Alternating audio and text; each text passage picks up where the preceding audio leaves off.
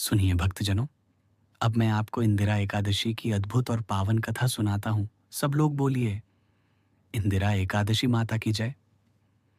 सत्य युग का समय था। महिष्मती नगरी में इंद्रसेन नामक एक प्रतापी राजा राज्य करते थे। वे बड़े ही धर्मात्मा, दयालु और भगवान विष्णु के परम भक्त थे। प्रजा भी उनसे अत्यंत प्रसन्न रहती थी।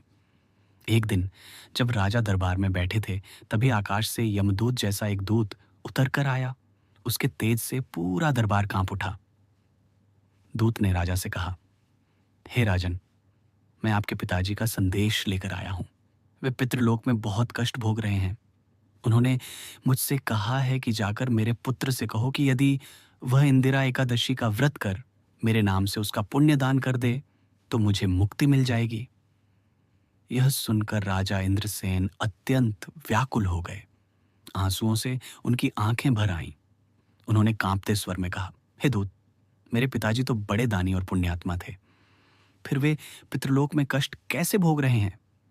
तब दूत ने उत्तर दिया, राजन, यह सत्य है कि आपके पिता धर्मात्मा थे, परंतु अनजाने में किए गए कुछ कर्मों के कारण उन्हें यह स्थिति प्राप्त हुई है।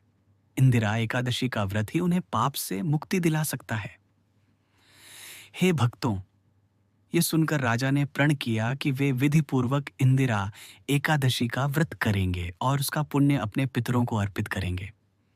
समय आने पर राजा ने स्नान ध्यान कर व्रत किया, भगवान विष्णु की पूजा की और रात्रि जागरण में भजन कीर्तन किया।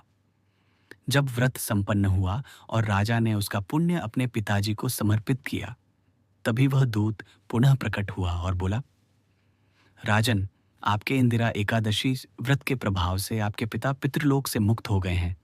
अब वे स्वर्गलोक में सुख भोग रहे हैं। हे भक्तों, इस प्रकार इंदिरा एकादशी का व्रत न केवल स्वयं को पुण्य फल देता है, बल्कि हमारे पितरों को भी मुक्ति प्रदान करता है। जो भी भक्त श्रद्धा से इस व्रत को करता है, उसके जीवन के पाप नष्ट हो जाते हैं और पितरों को भी स्वर्ग की प्राप्ति होती है।